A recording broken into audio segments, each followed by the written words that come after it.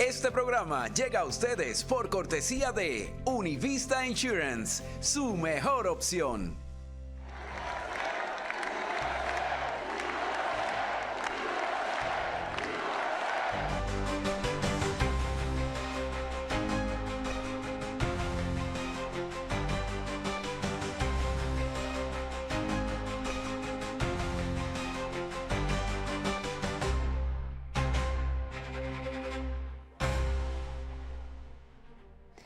¿Qué tal? ¿Cómo están? Muy buenas tardes y bienvenidos a De Buena Fuente con Marian. Mientras se respira tranquilidad y el pueblo estadounidense ha apostado por la esperanza y un cambio de rumbo en las urnas, los que de forma sistemática se han dedicado a perseguir y a demonizar al ahora presidente electo, usando cuanto instrumento tenían a su alcance, incluyendo tristemente también la justicia y las agencias federales, siguen mostrando al mundo quiénes son realmente, quiénes son los verdaderos generadores de odio y de polarización en este país. Y estos señores no son el básquet de deplorables de la señora Clinton, ni la basura del presidente Biden, ni el dictador, ni el nazi, con el que los medios liberales han tratado de pintar y demonizar a Trump ante los ojos del mundo. Todos ellos, todos nosotros, la gran masa que pintó de rojo Estados Unidos y que logró el voto electoral, el voto popular, el Senado y quizá también la Cámara. Somos las 3/4 partes de un país que por encima de ideologías o de retóricas no estamos de acuerdo con el peligroso rumbo que esta administración había tomado para el país y solo hay un profundo deseo de pasar ya página y tener la esperanza de un mejor futuro para nuestras familias. Porque estemos claros, esto no ha sido la victoria solo de Trump o de los republicanos, ha sido un triunfo de los valores conservadores y una derrota de quienes trataron de impulsar sus ideologías liberales y sus agendas y no entendieron ni conectaron con los principios y las prioridades que teníamos el electorado. Ya aunque esos mismos personajes y medios comiencen a sembrar la semilla del odio y hablar de persecuciones y vendetas, lo cierto es que en este momento, por más piedras que tienen al cielo, todas les están cayendo en la cabeza porque simplemente han perdido la credibilidad. Sus teorías de deportaciones masivas nunca hicieron referencia al mayor deportador de la historia reciente, a Barack Obama. Tampoco hablan de la violencia generada por el caos de una frontera abierta que impulsó a golpe de pluma y orden ejecutiva el señor Biden y que ha dejado pasar a millones de indocumentados, entre los que hay centenares de miles de criminales, entre gente también muy buena, y estadounidenses que han sido víctimas y han perdido la vida. ¿Han pensado realmente estos individuos en los inmigrantes ilegales que ya están aquí y que se han partido el lomo para salir adelante en este país, criando a sus hijos de una forma honrada y esperando años por una oportunidad de regularizar su estatus? ¿Han pensado quienes se gastan lo que no tienen para pagar esos procesos y les han negado sus peticiones o los han puesto a la cola? Obviamente no, y no lo hacen porque en su mensaje predomina la retórica del odio por encima de la decencia. Ni siquiera nadie está empujando en estos momentos a que se vayan los que juraron que se irían con ese mensaje irracional contra el ahora presidente electo, porque honestamente a nadie nos importa un rábano ni lo que dicen ni lo que hacen, y lo ideal sería que se quedaran para predicar con el ejemplo y no seguir adelantando ni alimentando las diferencias, lanzando dardos envenenados con los que se están envenenando ellos mismos. Sin ir más lejos, varios gobernadores de los pocos estados azules que quedaron salpicados en un país teñido de rojo han vuelto a la carga amenazando a Trump sin ni siquiera haber comenzado ya su mandato. Y una de sus principales enemigas, la mujer que hizo su campaña como fiscal general de Nueva York con la proclama de perseguir y encarcelar a Donald Trump, Leticia James, causante de uno de los juicios al presidente electo más inexplicables por cuanto experto en leyes o financiero haya sido consultado, también volvía a la carga advirtiendo a Trump que usaría el poder de su oficina para vigilarlo y perseguirlo. Leticia James, obviamente, es un mensaje el que ha lanzado que fue contestado con un par de poderosas razones por Mike Davis, un experto en leyes y un hombre de los que podrían formar parte del nuevo gabinete de Donald Trump. Let me just say this to Big Tish James, the New York Attorney General. I dare you to try to continue your lawfare against President Trump in his second term, because listen here, sweetheart, we're not messing around this time, and we will put your fat ass in prison for conspiracy against rights, and I promise you that. So think long and hard before you want to violate President Trump's constitutional rights or any other American's constitutional rights. It's not going to happen again. We've been warning people on the show, Mike. Bueno, y mientras estos personajes se siguen atragantando con esa propia hiel incapaz de respetar la opinión del pueblo en las urnas, el presidente electo, sin descansar de esa agotadora campaña, ha comenzado ya a seleccionar los nombres que van a componer su gabinete y materializar algunas de sus principales propuestas que a nivel internacional van a ser vitales, no solo para nosotros como nación, sino para la paz y el triunfo de la democracia en el mundo. Porque para quienes trataron de vender la imagen de un Trump dictador y dispuesto a poner un dedo sobre el botón del apocalipsis, no está de más recordar que no solo durante sus 4 años de mandato no hubo un solo conflicto armado en el mundo que afectara la estabilidad de Estados Unidos, sino que apretó las clavijas a cuanto dictador había sobre la faz de la tierra. Hoy, y tras conocerse su elección, el dictador y usurpador de Miraflores, Nicolás Maduro, no sé exactamente bajo qué clase de estupefacientes estaba hoy, pero lo felicitaba eufóricamente y auguraba una próspera y floreciente relación. Putin se ponía a su disposición para comenzar a perfilar una salida a la guerra con Ucrania y hasta jamás se mostraba dispuesto a negociar la liberación de los rehenes israelíes que aún quedan con vida. Comenzamos.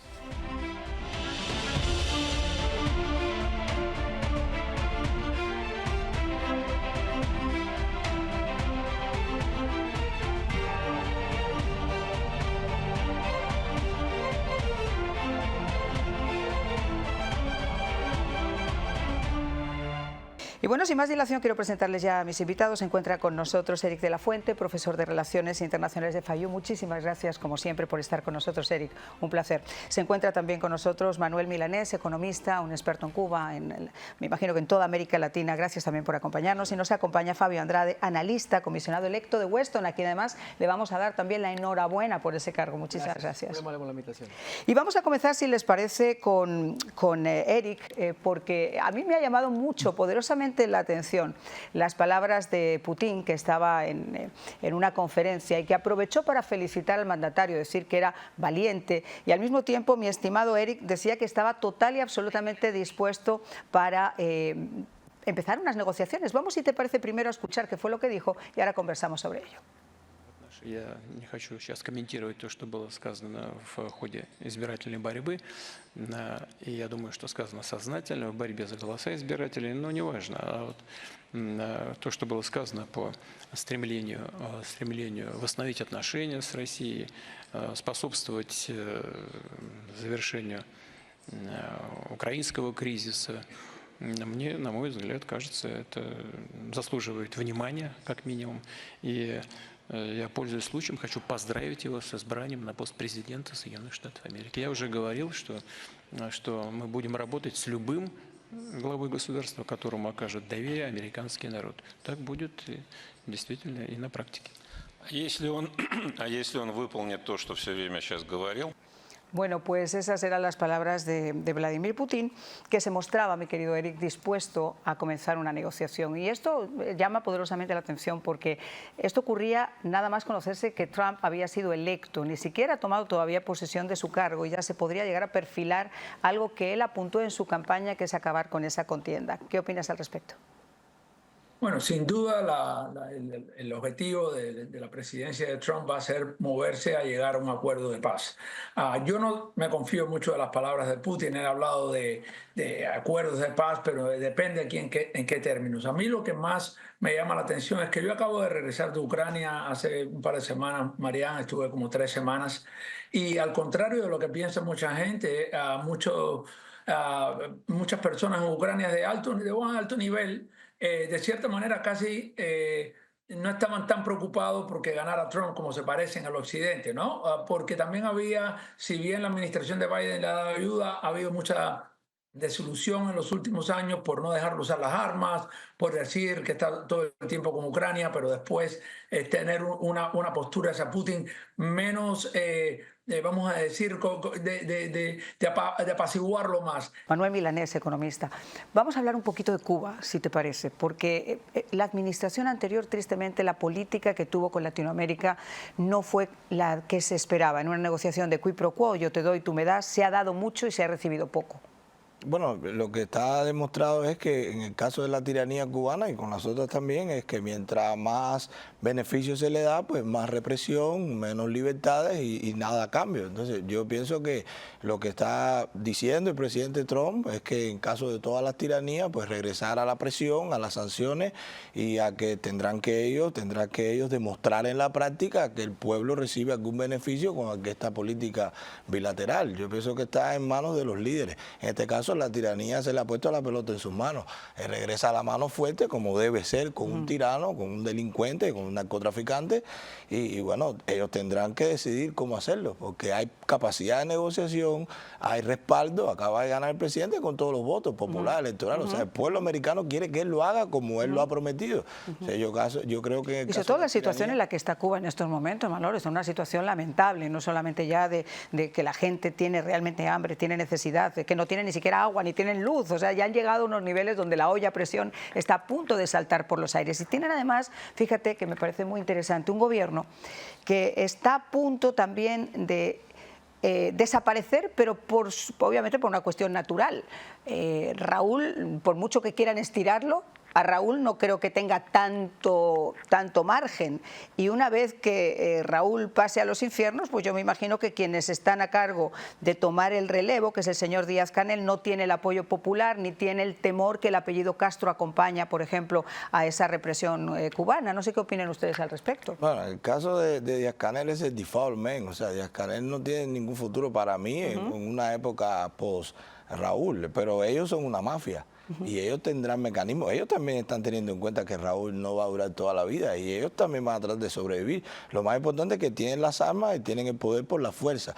O sea, yo creo que en todo caso el liderazgo cubano de la oposición debiera concentrarse en hacer propuestas firmes que el presidente Trump vea viable y que también tenga los mecanismos como para ejercer presión. O sea, está demostrado que cuando la tiranía recibe presión, tiene. Totalmente. Entonces dar libertades a cambio para entonces que esa presión se negocie. Que cada vez que recibe beneficios, se habló de las MIPYMES, de negociación y todo lo que ha hecho es más represión, más ingresos para comprar armas, para reprimir más al pueblo. Entonces tiene que ser con fuerza. Y otro tema además, incluso yo recuerdo cuando los ataques a la Embajada de Estados Unidos en La Habana, que estuvo cerrada, se volvió a reabrir sin que hubiera un informe claro por parte de esta administración y responsabilidades claras de qué había ocurrido con sus oficiales. Es decir, ha habido una política, ya no vamos a hablar solamente de sanciones o de intento de descongelar, lo mismo que hizo Obama, las relaciones con el régimen, sino que también ha sido muy permisiva con muchas cosas. Totalmente. Y sin embargo no vemos nada que se ha hecho por parte de la tiranía como a cambio de esos beneficios. O sea, se le han otorgado en los últimos años licencias para hacer comercio con Cuba, se le han permitido viajes aquí como para prometer, como para difundir que se puede hacer negocio con un sector que ellos llamaron privado cuando no existe la propiedad privada en Cuba. Entonces, todo esto, el resultado es que nada, han generado una cúpula, que 2 o 3 tienen muchísimo dinero, que controlan todo y bueno, claro, porque responden a los intereses de la tiranía o no hablan de política. Es un cáncer con una metástasis completa por América Latina, es un cáncer que está llegando ahora mismo a España. Ese es el mayor interés, acabar. Si tú quieres realmente acabar con ese cáncer, lo que tienes que hacer es extirparlo. No puedes simplemente aplicar quimioterapias por un lado y por otro esperando. No, lo extirpas si tienes la posibilidad de extirparlo, porque esta islita que está allá es desgraciadamente el foco y el centro neurálgico de donde ha crecido y se ha expandido toda esa ideología que estamos viendo ahora mismo por América Latina. Pero el cáncer se acaba con medicina radical, no se acaba tampoco con diplomacia. Claro, pero entonces, eso será una medida... Pero tú me hablabas de interés. ¿Qué interés puede llegar a tener Estados Unidos en Cuba? Pues obviamente en acabar con toda esta expansión de ideologías socialistas, comunistas que están tomando la región. México, Cuba, México, Colombia, que ahora vamos a hablar sobre ello, Brasil. O sea, hay obviamente un interés, y no solo eso, la inestabilidad de la región y las relaciones que esa pequeña islita pueda llegar a hacer con los verdaderos enemigos de Estados Unidos, China y Rusia, Irán. Yo lo entiendo, pero entonces las medidas deben ser mucho más efectivas que solo la diplomacia. Claro, pero anteriormente, excepto esas sanciones que se hicieron más grandes y tratar de presionar las clavijas en los 4 años de Trump, en los años anteriores yo no he visto que le hayan prestado mucha atención, Fabio. No, así es. Yo creo que es el momento preciso y llega el presidente Trump con una experiencia de 4 años que ya sabe lo que le fue bien y dónde le fue mal y todo. Va a estar muy bien acompañado en este proceso. Viene gente muy joven, gente que conoce muy bien el tema de Cuba. La Florida va a jugar un rol, como lo hizo en los primeros 4 años, un rol muy importante en la política exterior, especialmente sobre Latinoamérica. En el caso de Cuba, directamente creo que hay una posición muy firme y yo creo que toda presidencia en los primeros 4 años es más de observación, más de, como decimos, diplomático. En los segundos 4 años, que sería estos 4 años para el presidente Trump, van a ser más severos porque no tiene nada que perder. Él ya no tiene nada que perder. Él tiene que jugar ahora en su legado y su legado va a ser salvar a Latinoamérica de estas tiranías y creo que él va a poder tener un avance muy importante. Ahora, teniendo el Senado bajo liderazgo republicano, va a haber personas muy claves. El secretario, el chairman del Departamento de Inteligencia, el Departamento de Seguridad Nacional, entonces, todas estas posiciones que por cierto, Trump, van a ser vitales. Está pensando en poner por primera vez hispanos que pudieran ocupar algunas de esas posiciones. Se habla de Carlos Jiménez, se habla del secretario de Estado Marco Rubio, es decir, y tienen una política extremadamente clara con América Latina. Tenemos la CIA, tenemos también el Departamento de Inteligencia Nacional, también tenemos el asesor principal, que es el que le habla más cercano al presidente, que es el asesor de Seguridad Nacional. Entonces, pero digo, hay unos roles muy importantes y entrando el señor Bernie Navarro, donde hoy día tiene otra voz más ahora sobre la problemática de Colombia, de ese cáncer que ha salido de Cuba, que está parando para allá. Entonces, yo creo que es el momento preciso. Yo creo que hay una oportunidad muy grande y yo creo que el presidente Trump en este segundo cuatrenio va a trabajar más en su legado, bueno, que en su figura del como día tal. de hoy. Vamos a hacer una breve pausa. Les pido a mis compañeros que pongan el teléfono porque saben ustedes que su opinión, como siempre les digo, cuenta. Por favor, llame y denos su opinión sobre lo que estamos hablando. ¿Cómo creen ustedes que pueda llegar a cambiar esa política internacional, sobre todo nuestra política de América Latina? Una pausa y regresamos.